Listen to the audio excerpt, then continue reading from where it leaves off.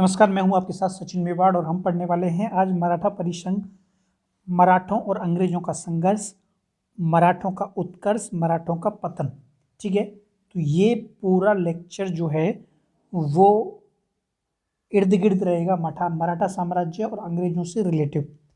तो पूरे लेक्चर का मजा लीजिए और जब भी लेक्चर सुना करें तो अपना ईयरफोन इस्तेमाल किया करो ताकि आपको डिस्टर्ब जो है वो ना हो। और हमेशा एक बार जब आप लेक्चर लेने बैठ जाते हो तो उस लेक्चर को पूरा करके ही ख़त्म किया करो। कई बार में होता है कि बच्चा एक बार सुनता है, 5-10 मिनट सुनता है, उसके बाद किसी दूसरे काम में लग जाता है, फिर सुनता है, तो उससे क्या है आपका फोकस ख़त्म हो जाता है। तो कभी भी लेक्चर जब भी आपके पास टाइम रहा करे एक साथ पूरा का पूरा फिनिश किया करो, उसमें ज़्यादा बेहतर आता है, ज़्यादा समझ रहती है।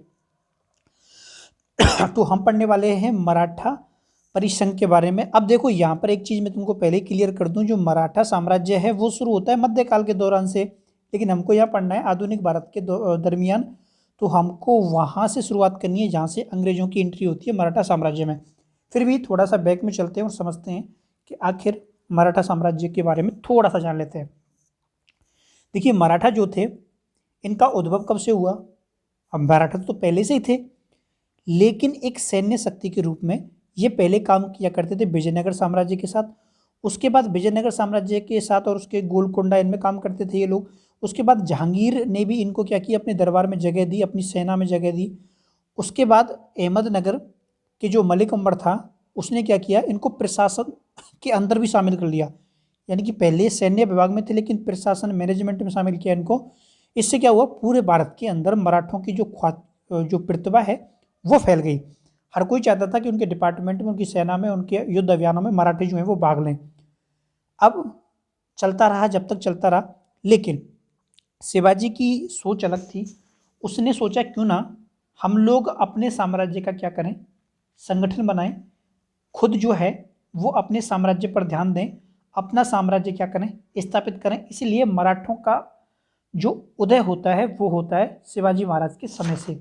ठीक, इसके ऊपर एक किताब है हिस्ट्री ऑफ मराठा जो ग्रांड डफ के द्वारा लिखित है। इसमें मराठों के उत्कर्ष के बारे में पूरी जो बात है वो कही गई है। अब यहाँ पर एक चीज़ आती है कि चलो ठीक है, मराठी जो हैं वो शिवाजी के नेतृत्व में उदय हो गए, लेकिन यहाँ पर पानीपत का तीसरा युद्ध जो है वो आप लोगों ने पढ़ा है, बैटल ऑफ पानीपत। उसमें मराठों की हार होती है, किसके हाथों? अफगानों के हाथों।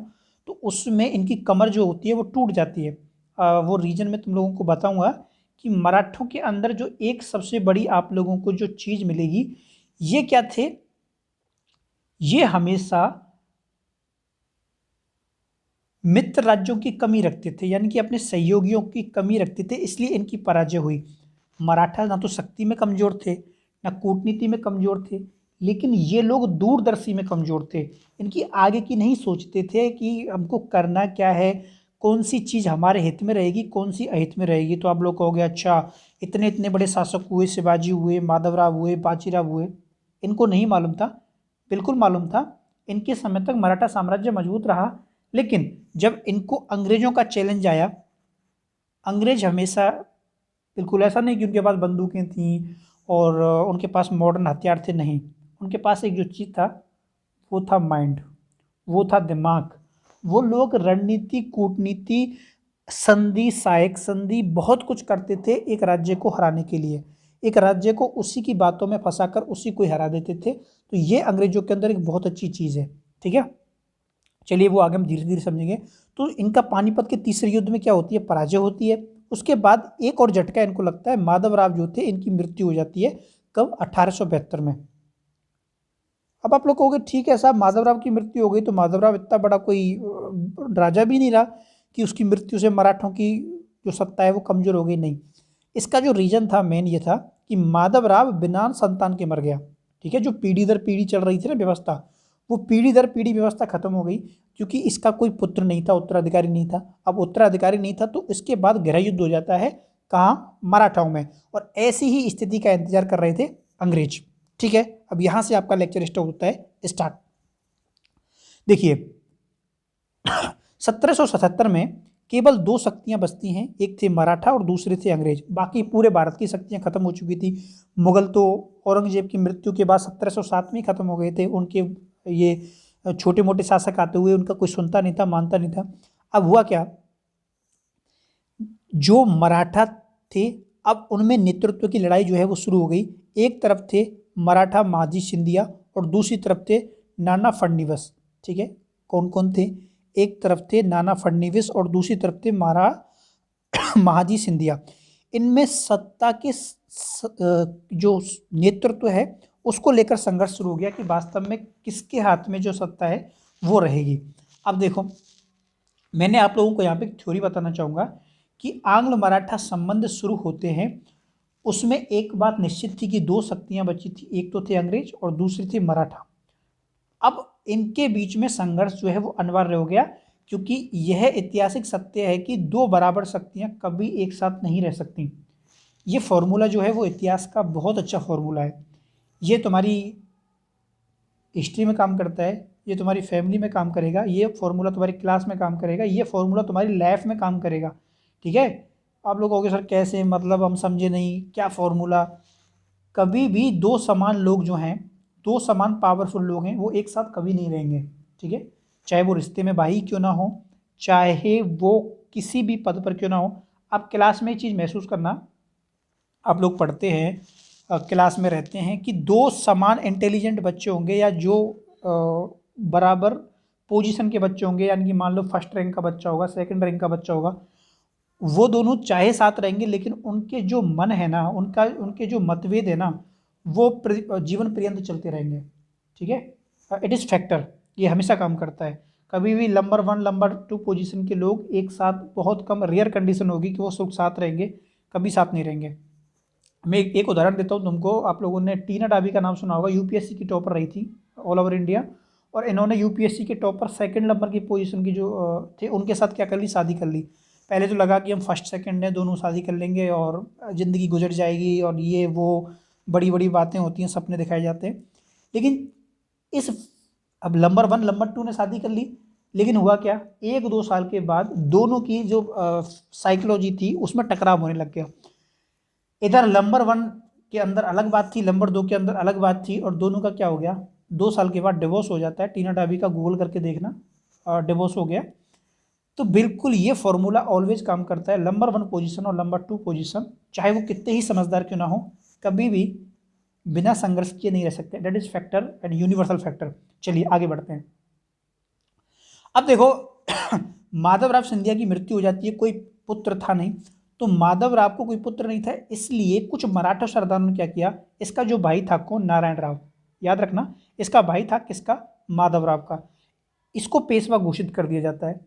लेकिन इसके जो चाचा थे, किसके चाचा, माधवराव की मृत्यु हुई थी, उसके चाचा जो थे रघुनाथ राव, जिसको राघोबा या राघोबा बोलते हैं, ये चाहता था कि मैं बनूं।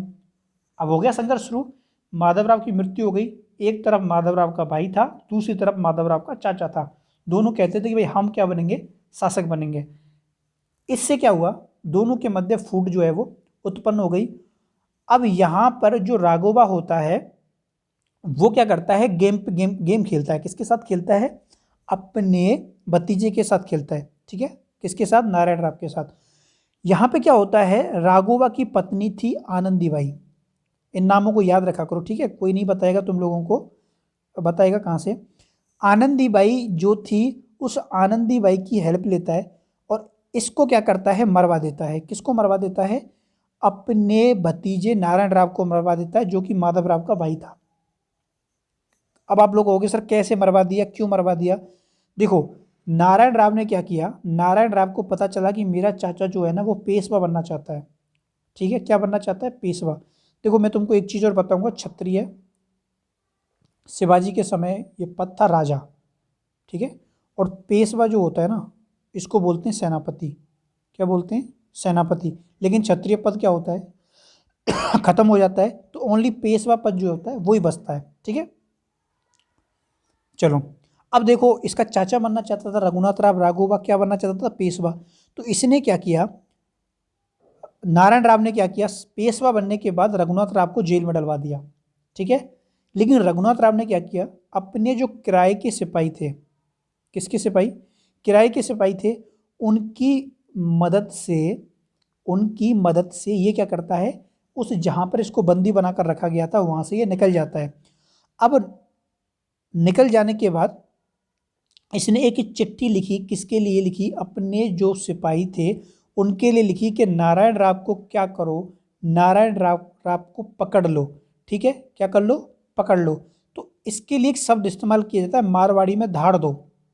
क्या किया जाता है, धाड़ दो। मारवाड़ी में एक शब्द होता है धाड़ दो, धाड़ दो का मतलब होता है पकड़ लेना। अब यहां पर हुआ क्या कि जिस आदमी को पकड़ने की जिम्मेदारी दी गई थी नारायण राव को, उस आदमी ने वो पत्र पढ़वाया किससे, आनंदीबाई से, कि इसमें क्या लिखा हुआ है। तब आनंदीबाई ने वो पत्र जो धाड़ दो लिखा हुआ था, क्या लिखा हुआ था, धाड़ दो लिखा हुआ था, धाड़ दो का मतलब होता है पकड़ना, उसने उसको पढ़ा, मार दो। क्या करो, क्या पढ़ा, मार दो।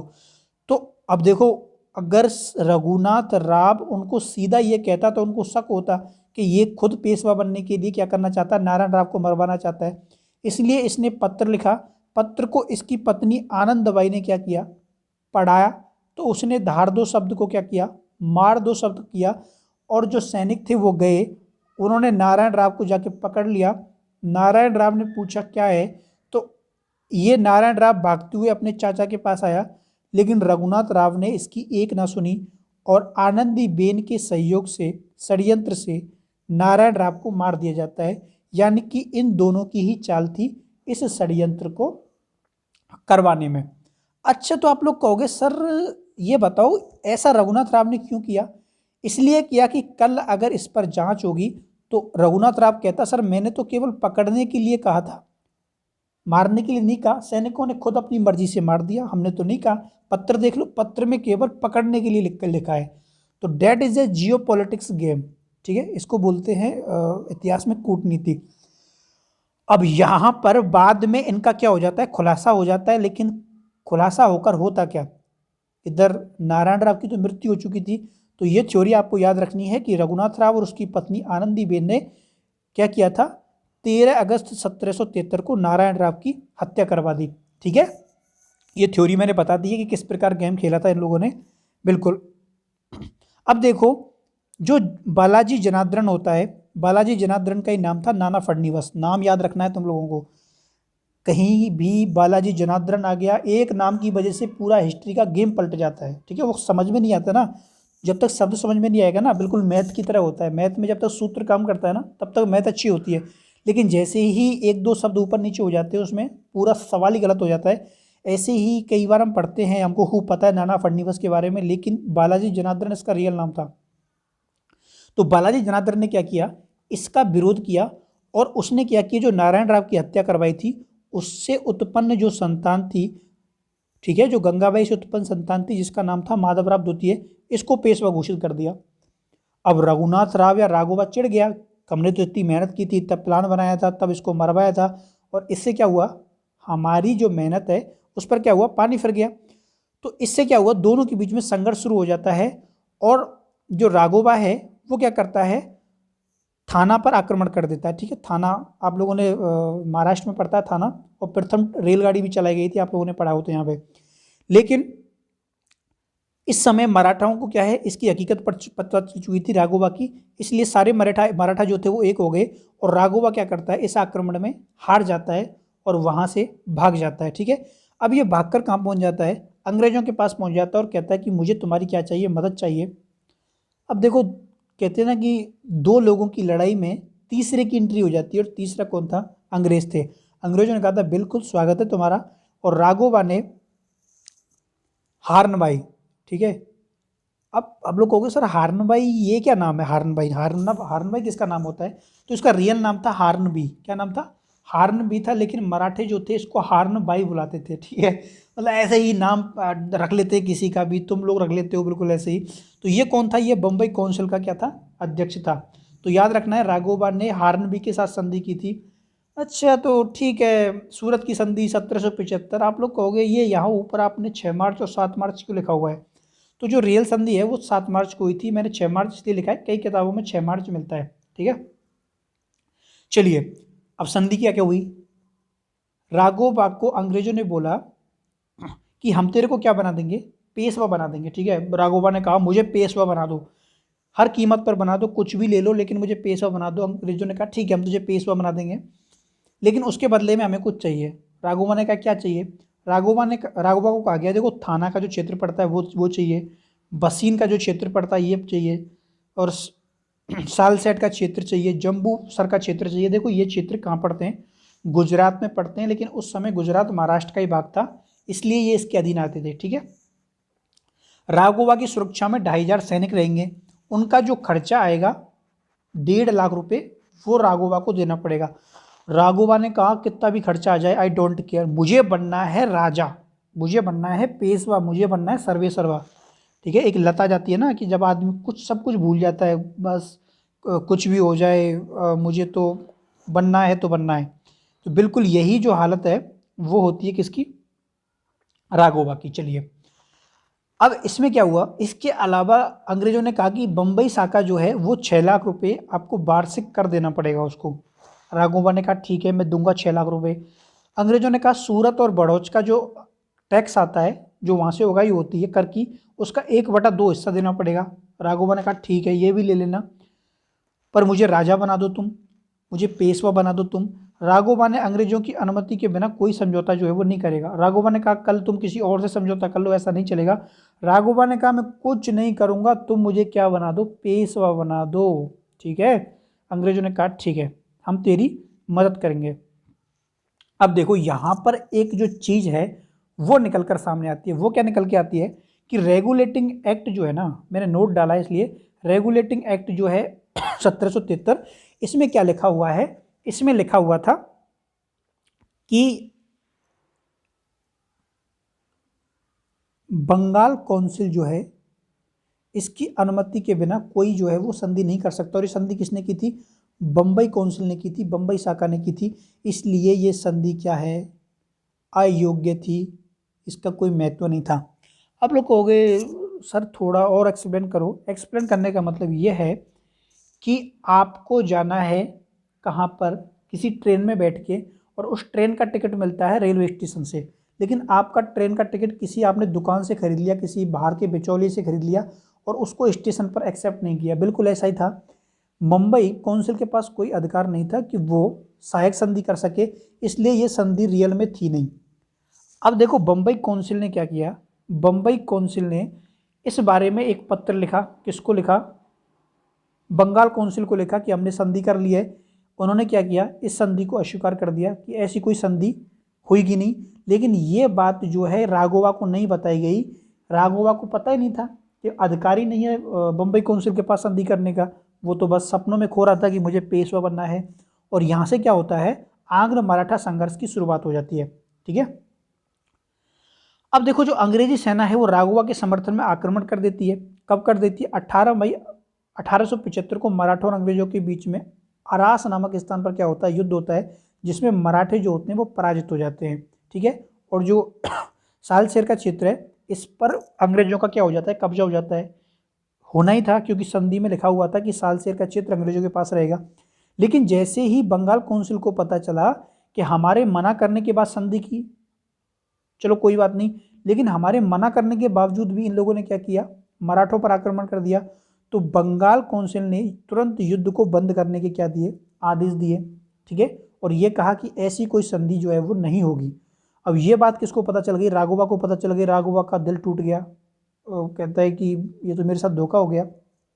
ठीक है, अब देखो बंगाल काउंसिल की तरफ से वार्ता करने के लिए अपटन आते हैं, ये आते हैं और वार्ता करते हैं, लेकिन वार्ता जो है वो किसी खास जो परिणाम होता है वहाँ तक नहीं पहुँच पाती, क्योंकि मराठे बोल रहे थे कि हमें राघोबा चाहिए और अंग्रेज जो हैं वो राघोबा को देने के लिए तैयार नहीं थे। इसलिए ये संधि जो होती है वो बिना किसी वार्ता के ही क्या हो जाती है, ख़त्म हो जाती है। और इसके बाद पुणे जो है एक जो संघर्ष है वो शुरू हो जाता है इन दोनों के मध्य में। अब जब पुणे संघर्ष शुरू हो जाता है तो एक मराठा सरदार था जिसका नाम था फतेह सिंह गायकवाड़, ये क्या करता है, इनके गुट में मिल जाता है। वहीं दूसरा जो गुट था अंग्रेज मराठों का, जो काम कर रहा था किसके नेतृत्व में, सदाशिव के नेतृत्व में। ठीक है, क्या नाम था उसका, सदाशिव था, सरदार सदाशिव। ये भी क्या करता है, मराठों के ऊपर ही आक्रमण करते थे। देखो मराठे थे पहले, अब मराठों से दो गुट बन गए, एक तो फतेह सिंह गायकवाड़ का बन गया और एक जो है वो सरदार सदाशिव का बन गया। इन दोनों ने क्या किया, मराठों के ऊपर आक्रमण कर दिया और पीछे से अंग्रेज जो है वो भी मराठों के पीछे पड़े हुए थे पहले से। तो मराठों की स्थिति और ज़्यादा संकटपूर्ण हो गई, क्योंकि अपने ही अपनों के विरुद्ध लड़ाई लड़ रहे थे। ठीक है, इसको बोलते हैं बिल्कुल छोटी सोच। जब तुम्हारे शत्रु द्वार पर खड़ा है और तुम अपने ही लोगों से लड़ने में लगे हो, तो ऐसे कभी जीवन में युद्ध जो है वो नहीं जीत पाएंगे। तो मराठे क्या है, दोबारा बेबस हो गए और उन्होंने दोबारा बेबस होकर दोबारा संधि कर ली। ठीक, अब देखो ये संधि जो है कौन सी संधि के नाम से जानती है, पुरंदर की संधि के नाम से जानी जाती है। 1 मार्च 1776 को ये संधि क्या होती है, संपन्न होती है। कब संपन्न होती है, 1 मार्च 1776 को ये संधि संपन्न होती है। ठीक है, इस संधि की जो मेजबानी थी वो कौन कर रहा था, इस संधि की मेजबानी कर रहा था नाना फडणवीस और दूसरी तरफ से वारेन हेस्टिंग्स। अच्छा, तो वारेन हेस्टिंग्स और नाना फडणवीस के मध्य संधि हुई थी क्या, तो इसका उत्तर है हाँ, इन दोनों के मध्य संधि हुई थी। लेकिन इस संधि पर जो हस्ताक्षर करता थे वो अलग अलग थे। नाना फडणवीस की तरफ से सुखराम बाबू ने साइन किए थे संधि पर, और हारेन वेस्टिंग की तरफ से कर्नल अपटन ने किए थे। ठीक है, जिसे बंगाल काउंसिल की तरफ से भेजा गया था। समझ में आ गया यहाँ तक? चलो संधि की शर्तें क्या क्या थी, सूरत की संधि जो है वो अमान्य घोषित कर दी गई। सूरत की संधि जो थी उसे क्या कर दिया गया, अमान्य घोषित कर दिया गया। अंग्रेजों को 12 लाख रुपए दिए जाने का वादा किया गया, जो राघोवा पर खर्च किए। जिन क्षेत्रों को जीत लिया गया वो अब अंग्रेजों के पास रहेंगे, यानी कि कंपनी के पास रहेंगे। और जो राघोवा है इसको पेंशन देकर 3,15,000 रुपये देकर गुजरात के कोपरगांव में भेज दिया जाएगा। पुरंदर की संधि की क्या थी, ये बातें थी। लेकिन राघोबा ने कहा वाह जी वाह, कमाल करते हो, थोड़ी देर पहले मेरे को राजा बना रहे थे, अब मेरे को पेंशन देकर कहाँ भेज रहे हो, मैं इस संधि को नहीं मानूंगा। ठीक है, राघोबा ने क्या कहा, इस संधि को मानने से इनकार कर दिया कि तुमने सूरत की संधि में वादा किया था मेरे को पेशवा बनाने का, मेरे को पेशवा बनाओ, मुझे पेंशन नहीं चाहिए अभी, मुझे रिटायरमेंट नहीं होना अभी। अब देखो राघोबा ने संधि को अस्वीकार कर दिया, इधर बंबई काउंसिल ने भी संधि को क्या किया, अस्वीकार कर दिया। अब अंग्रेज क्या थे, अपने ही जाल में फंस गए। एक तरफ तो वारेन हेस्टिंग्स ने संधि कर ली, तो वारेन हेस्टिंग्स ने क्या किया, इसका तोड़ निकाला कि हमारी इज्जत भी बच जाए और हम झूठे भी ना कहलाएं। तो जिस सुखराम बाबू ने नाना फडणवीस की तरफ से साइन किए थे, इस सुखराम बाबू को क्या किया, इन लोगों ने अपनी तरफ मिला लिया पैसे दे लेकर। और सुखराम बाबू ने क्या कहा कि नहीं नहीं, ये संधि क्या है, अमान्य है। तो अंग्रेजों के पास भी क्या मिल गया, मौका मिल गया। अंग्रेजों ने कहा कि जिस आदमी ने संधि की थी वही हमारी तरफ है, तो इस संधि का क्या है, कोई महत्व ही नहीं है। इसलिए पुरंदर की संधि को क्या कहते हैं, मात्र कागज पर हुई संधि। क्या कहते हैं, मात्र कागज पर संधि हुई संधि, क्योंकि संधि करने वाला और दूसरी तरफ की संधि करने वाला दोनों एक ही साइड में हो गए। ठीक है, तो फिर संधि का कोई महत्व नहीं था। इसलिए पुरंदर की संधि जो है वो क्या होती है, प्रभावी नहीं होती, और फिर दोबारा से युद्ध जो है वो क्या होता है, आरंभ हो जाता है। ठीक, समझ में आ गया? चलो अब होता है तेलगांव का युद्ध 9 जनवरी 1779 को। अच्छा, तो अब क्या हुआ था देखिए, जो महादजी सिंधिया थे और अंग्रेजों की पराजय होती है इस युद्ध में। अच्छा, महादजी सिंधिया और अंग्रेजों की पराजय होती है, ऐसा क्या हो गया, मराठों में ऐसी कौन सी पावर आ गई? देखो अंग्रेजों ने क्या किया था, इस युद्ध में अपनी पुरानी रणनीति से युद्ध किया, लेकिन मराठों की सेना को एक इटालियन सेनापति थे, वीनो द वोइन। ठीक है, क्या नाम था, वीनो द वोइन नाम का एक सेनापति था। कहाँ का था, इटली का था। इसने इनको क्या किया, प्रशिक्षित किया। इनसे ये कहा कि तुम्हारे जो लड़ने का तरीका है ना वो है प्राचीन, और जो अंग्रेजों का लड़ने का तरीका है वो है नया। इसीलिए तुम लोगों को अंग्रेजों से लड़ने के लिए उनके ही तरीके से लड़ना होगा। इसीलिए इस युद्ध में क्या हुआ, इस युद्ध में पहली बार मराठों की विजय हुई और कर्नल काकवर को पराजय का सामना करना पड़ा, जो इस युद्ध का नेतृत्व कर रहे थे। ठीक है, पहली बार मराठों ने अंग्रेजों को हरा दिया। सीधी बात यह थी, कौन से युद्ध में, तेलगांव के युद्ध में 9 जनवरी 1779 को 1779 में। ठीक, चलो अब होती है युद्ध के बाद तो संधि होती है, हर युद्ध में होती है। तो अगली संधि हुई थी बड़गांव की संधि 29 जनवरी 1779 को।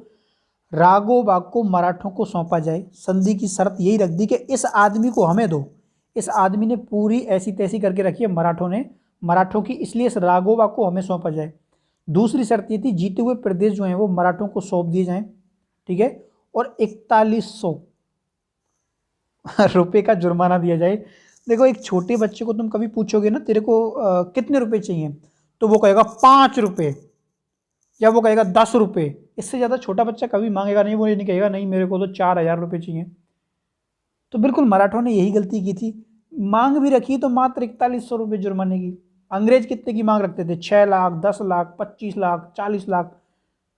यहाँ इन्होंने कितने की मांग रखी? 4100 रुपये की। तो ये जियो पॉलिटिकल रूप से मुझे नहीं लगता कि उन लोगों ने अच्छा किया। खैर,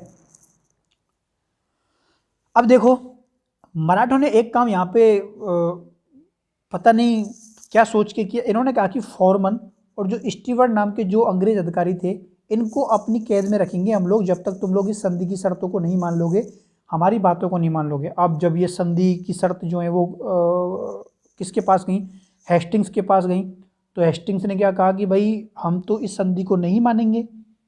हेस्टिंग्स ने कहा था कि जब मैं इस संधि की शर्तों को पढ़ता हूँ तो मेरा सर शर्म से झुक जाता है, क्योंकि ऐसी शर्त पर हम हस्ताक्षर नहीं कर सकते।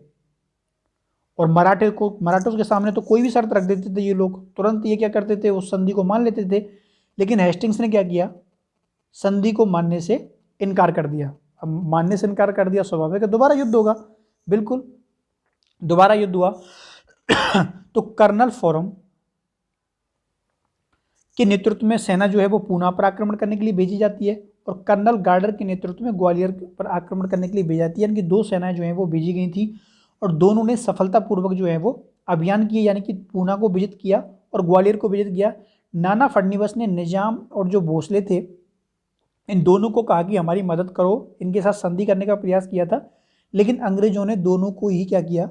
ब्लॉक कर दिया, संधि को तोड़ दिया, और नाना फडणवीस की ये जो चाल है वो सफल नहीं हो पाई।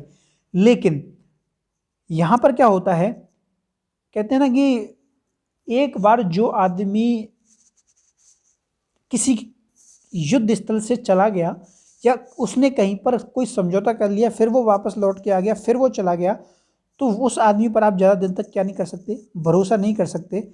अब देखो, जो बड़ौदा के फतेह सिंह थे, बड़ौदा के शासक फतेह सिंह थे, और जो महादजी सिंधिया थे, इन्होंने हारकर क्या कर ली? संधि कर ली बिना नाना फडणवीस की सलाह से।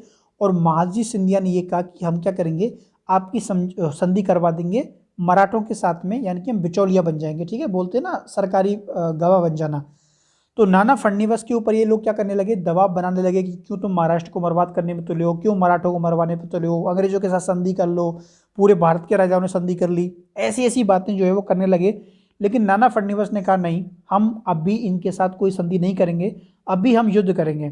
ठीक है, तो ये जो महादजी सिंधिया थे और जो गायकवाड़ थे, ये लोग, मुझे नहीं लगता इन लोगों की जो साइकोलॉजी थी वो ठीक थी कि अगर हार गए तो संधि कर लो, चलो अभी। लेकिन नाना फडणवीस जो थे वो क्या कर रहे थे? युद्ध कर रहे थे। और यहाँ पर एक बहुत इंटरेस्टिंग जो काम होता है, नाना फडणवीस ने क्या किया? हैदर अली को चिट्ठी लिखी और ये कहा कि हमें तुम्हारी मदद चाहिए। हैदर अली ने कहा बताओ मैं कैसे तुम्हारी मदद करूं?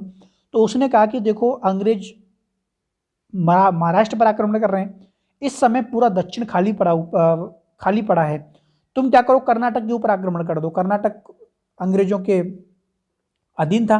ठीक है, अब जैसे ही हैदर अली ने कहा ठीक है तुम चिंता ना करो, कल ही सुबह से ही मैं आक्रमण कर दूंगा, और हैदर अली ने क्या किया? पीछे से कर्नाटक पर आक्रमण कर दिया और कर्नाटक को जीत लिया, रौंद दिया, लूट लिया। अब अंग्रेजों को पता चला ये क्या हो गया, अब भगदड़ मच गई अंग्रेजों में। तो उधर से फोन, उधर से चिट्ठियाँ आने लगी कि सेना को आधी यहाँ भेजो, आधी यहाँ। तो अंग्रेजों ने कहा दोनों जगह युद्ध हार जाएंगे। तो अंग्रेजों के हाथ पैर फूल गए, और जो एंडरसन था, इस एंडरसन ने 17 मई 1782 को सिंधिया पर दबाव डाल डाल के कौन सी संधि कर ली? सालवाई की संधि कर ली। अगर ये सालवाई की संधि ना होती, कुछ दिन अंग्रेज को और डुलाया जाता, कुछ दिन मराठे और रुक जाते, तो उधर जो हैदर अली है वो इनका पूरा बेड़ा गर्क कर देता। कहाँ पर? साउथ के अंदर पूरा कर्नाटक, मैसूर का पूरा क्षेत्र जीत लेता, यहाँ तक कि हैदराबाद का क्षेत्र भी जीत लेता। लेकिन पेशेंस नहीं रखा मराठों ने यहाँ पे। अगर अंग्रेज आगे से रिक्वेस्ट कर रहे हैं संधि करने के लिए तो सोच लो कि वो दबाव में हैं। ये एक पॉलिटिकल भूल थी मराठों की। अब देखो ये संधि हो जाती है, कौन सी संधि हो जाती है? सालभाई की संधि हो जाती है 17 मई 1782 को। अब देखो मैंने तुम लोगों को जितना बताया था 1775 से लेके और 1782 तक, ठीक है, 1775 से मैंने आप लोगों को बताया था 1782 तक। इस 1775 से लेके 1782 के काल को जाना जाता है प्रथम आंग्ल मराठा युद्ध के नाम से, ठीक है, प्रथम आंग्ल मराठा युद्ध के नाम से जाना जाता है इस पूरे कार्यकाल को। देखो इसमें टुकड़ों में युद्ध हुए थे। अब जब भी कभी आप लोग पढ़ते हो कि प्रथम आंग्ल मराठा युद्ध 1775 से लेके 1782 तक, तो आप लोग सोचोगे क्या सर 1775 से लेके और 1782 तक 7 साल तक युद्ध चलता रहा? नहीं, ये पूरा टुकड़ों में युद्ध था जो मैंने तुम लोगों को बताया था, ठीक है, जिसकी शुरुआत कहां से होती है? इस संघर्ष के साथ होती है। चलो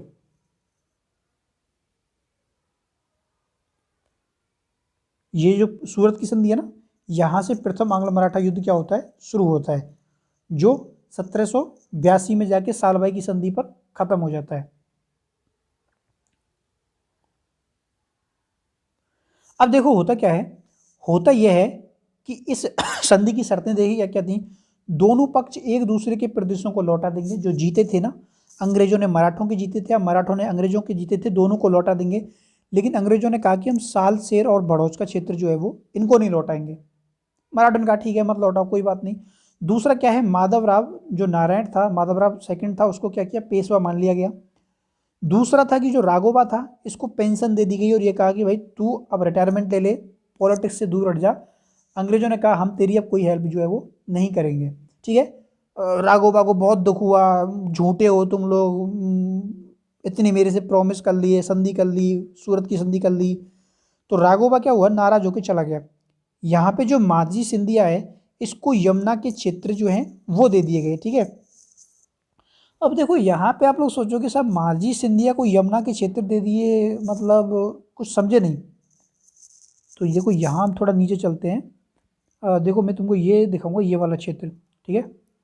तो जो महादजी सिंधिया है, एक मिनट रुको,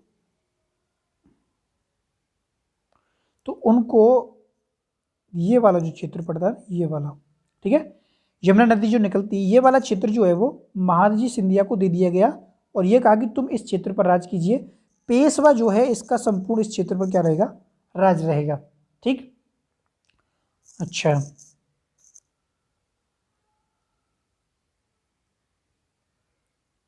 चलिए बाकी का जो फतेह सिंह गायकवाड़ था इसको बड़ौदा का शासक क्या कर लिया था? स्वीकार कर लिया जाता है।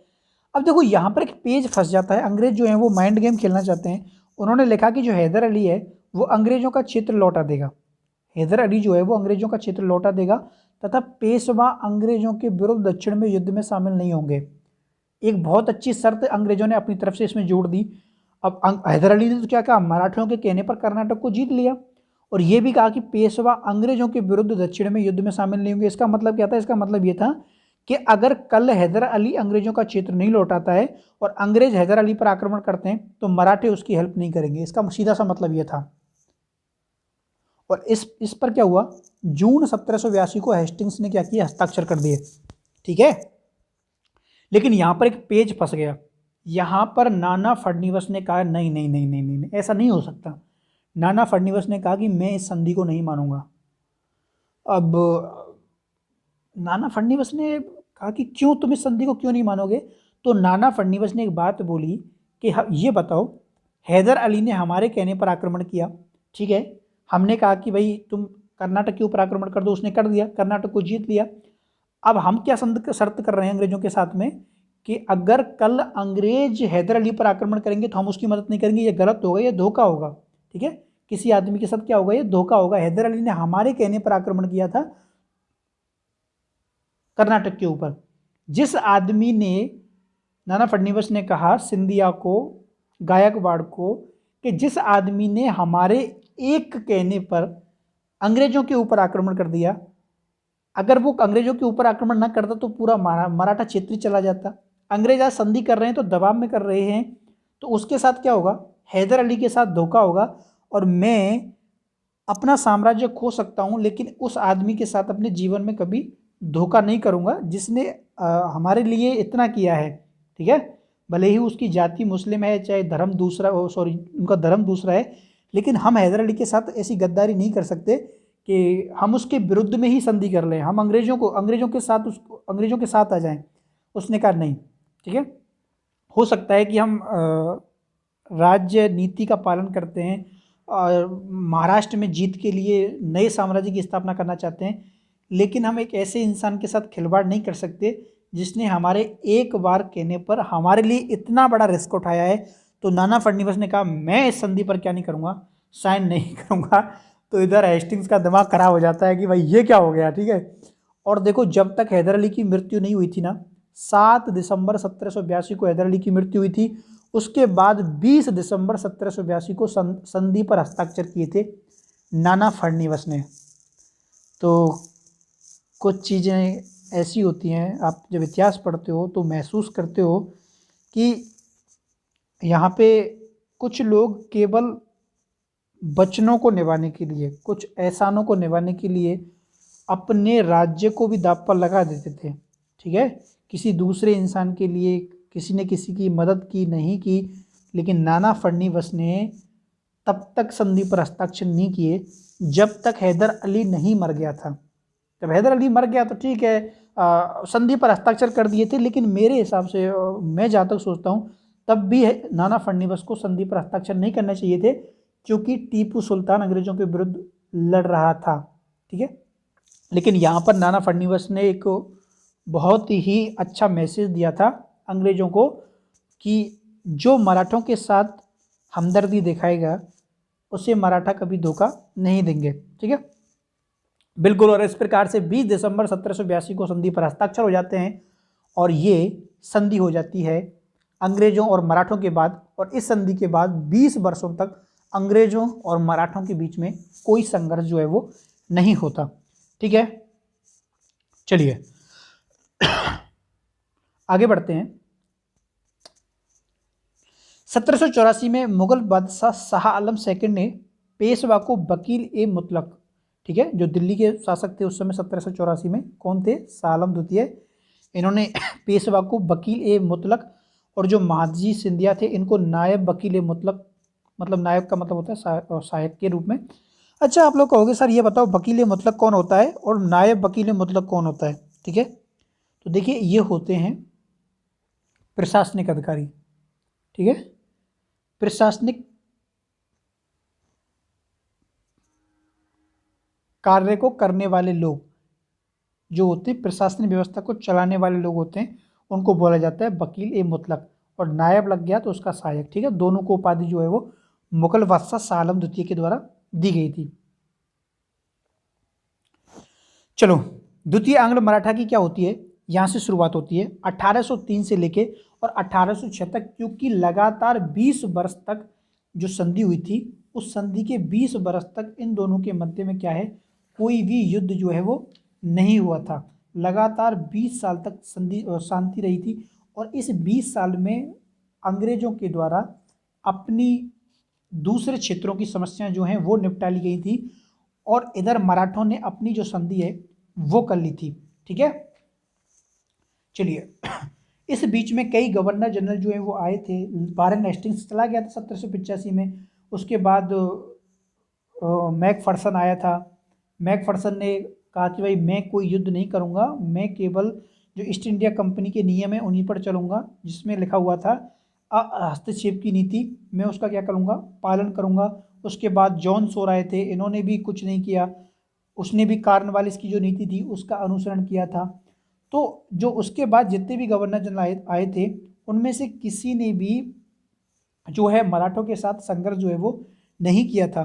ठीक है, लेकिन बाद में दोबारा मराठों के बीच में संघर्ष शुरू हो जाता है और जब इन्हीं के बीच में संघर्ष शुरू हो जाता है उसी का फायदा अंग्रेज जो है वो उठाते हैं। ठीक, चलिए द्वितीय आंग्ल मराठा युद्ध शुरू होता है 1803 से 1806। अब देखो मैं तुमको यहाँ पर एक बात बताना चाहूँगा, कई जगह पर 1802 भी लिखा हुआ है, ठीक है, अभी वो तुम्हारा कन्फ्यूजन में क्लियर कर दूंगा, लेकिन मैं यहाँ पे 1803 से 1806 लिखता हूँ। चलिए देखो, द्वितीय आंग्ल मराठा युद्ध 2 चरणों में पूर्ण होता है। पहला होता है प्रथम चरण। ओके, मुझे लगता है कि हमको यहीं ख़त्म कर देना चाहिए लेक्चर को, काफ़ी टाइम हो गया है। इसके बाद हम सेकंड पार्ट में ये लेक्चर जो है वो क्या करेंगे, कवर करेंगे। तो यहाँ तक हम पढ़ते हैं प्रथम आंग्ल मराठा युद्ध तक, और यहीं तक इस लेक्चर को रखते हैं। आने वाला जो लेक्चर है वो हम सेकंड वीडियो में कंप्लीट करेंगे। तो आप लोगों को ये लेक्चर कैसा लगा, आप लोगों के इस लेक्चर से क्या क्या सवाल हैं, क्या कोई कन्फ्यूजन है, कोई नाम, कोई संधि, कोई डेट, कोई तिथि, कोई तथ्य, कोई फैक्ट आपके मन में है जो आप पूछना चाहते हैं, तो मुझे पूछ सकते हैं, कमेंट में लिख सकते हैं अगर आपको कोई भी कन्फ्यूजन है। ठीक है, चलिए। और जब मैं ये पाठ लिख रहा था तो उस चीज़ में मैंने एक लाइन इसमें जोड़ी थी कि मेरी नियति है, मैं मौका देखकर बदल नहीं सकता। जब मैं नाना फडणवीस को पढ़ रहा था तो बिल्कुल हमेशा जैसे हो वैसे रहो, स्किल में बदलाव कीजिए, हुनर में बदलाव कीजिए, खुद में बदलाव कभी मत कीजिए। थैंक यू, धन्यवाद, बाय बाय, टेक केयर।